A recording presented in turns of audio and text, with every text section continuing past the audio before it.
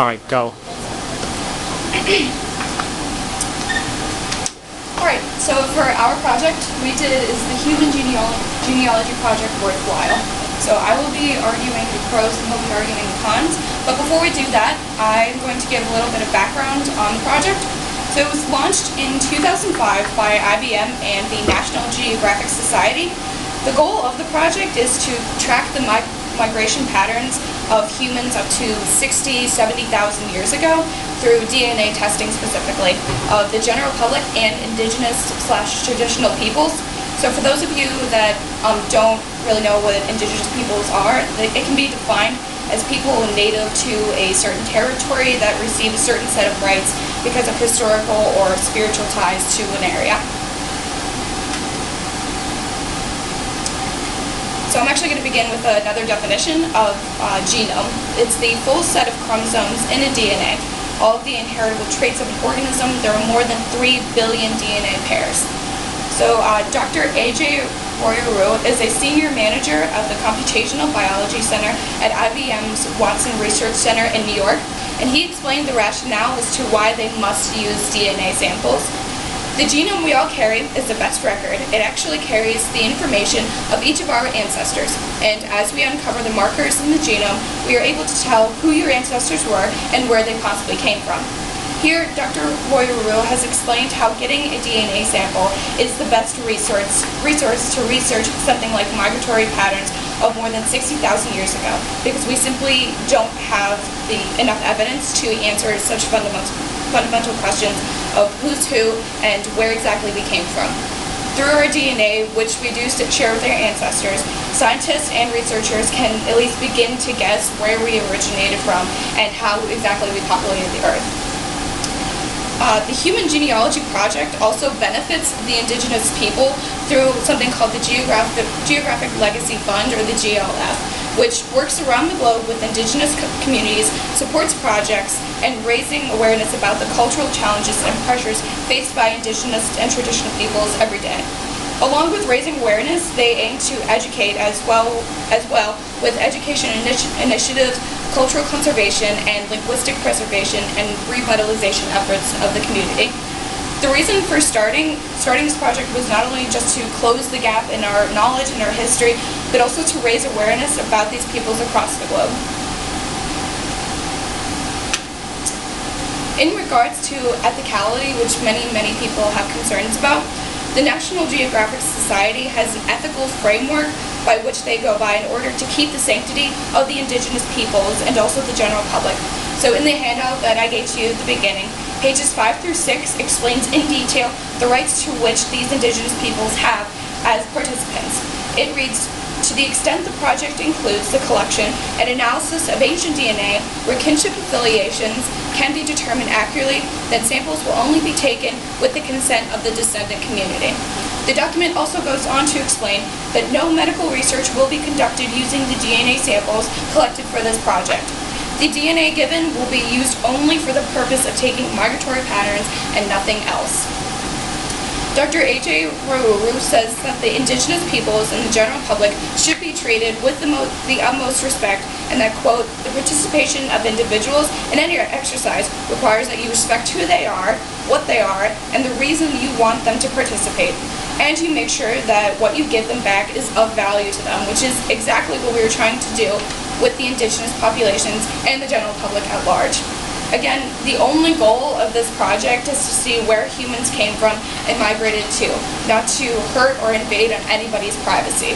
The project is from a pure scientific and anthropological standpoint. In conclusion of my argument, this project should be supported because it can help close the gap in our migratory history and answer many questions scientists and researchers have had for years and years. Secondly, the National Geographic Society is actually working to save and help preserve the indigenous peoples with raising awareness through this project. Lastly, the participants' donation will be used only to track that of a person's ancestors and see exactly where they came from. As outlined in the ethical framework, no outside medical research will be conducted with the DNA samples given. Clearly, there are only benefits with this project. Perhaps in 10 to 20 years we may all have access to where we came from, 60,000 years ago, and maybe even predict where we will go. Once again, I'll be arguing the cons of this project. And so in a perfect world, I guess, this would be ideal just because it probably could lead to a world free of disease, maybe even super athletic children or super smart children. But as Grace said, they do argue or go against a few ethical implications, but there's also a vast majority of ethical perspectives that society hasn't thought about in dealing with the Human Genome Project. And I'll give you several examples of that. One, there's the possibility of giving these parents the ability to select the genetic traits of their children can lead or can often worsen the parent-child relationship. And I mean that in the sense that if you have a child, for example, that you want to have like the Michael Jordan trait, good at basketball, and then that child comes out and that child doesn't want to play basketball, he wants to be an accountant or something like that, how would that parent react to that child? Would that parent still want to be in that child's life or give it away for adoption? Also, in this process, parents really become obsolete. The purpose of a child or a parent is just to discipline the child and instruct them in life. And so if you give this, I guess, the genes, the genetic traits of these disciplines to the child, then there's really no need for a parent, and even it can even eliminate other occupations as far as tutoring. If the child is just smart, he doesn't really need a tutor, or if he's good at basketball, he doesn't need a coach, or he doesn't need teammates even. So also, it can bring up the idea of favoritism. And for example, say you had a singing family, I guess a family that likes to sing, and you gave a trait to genetically be able to sing better, I guess. And out of the 4 children that you have, one of them ideally would have that trait. So how would your parents react to that one child versus the other 3 children who can't really sing as well?